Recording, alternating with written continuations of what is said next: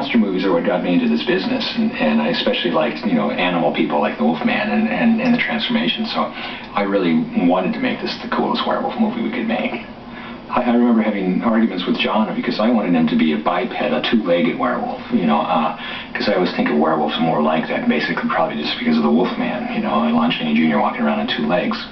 He kept saying he wanted it to be this demon hound from hell.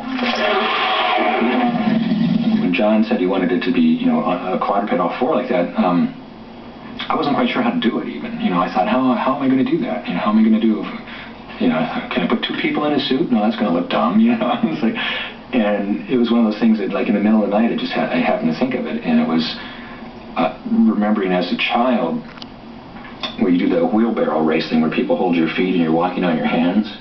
And I thought, you know, if we did something like that, if we put a guy kind of on a board where he was actually walking on hands with a board with wheels on it, and we could like puppeteer the hind legs and like they were rod puppeted, we could have them really, and so you could move up and down with it and really have his hands on the contracted ground like that. And so that's basically what we did. We had a guy lying on this plank with wheels on it and with a wolf suit around it, and the rear end of the, you never saw the rear end of the wolf, because what happened at the rear end of the wolf, there were 2 feet sticking out of his rear, you know, the guy who was inside.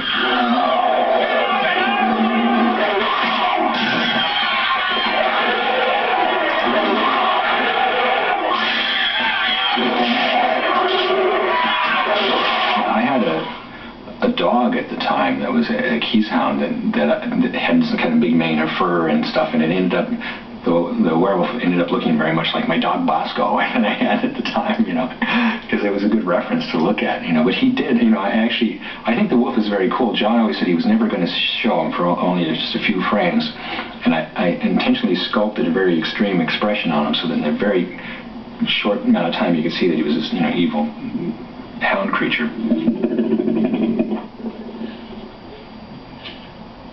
I love you, David.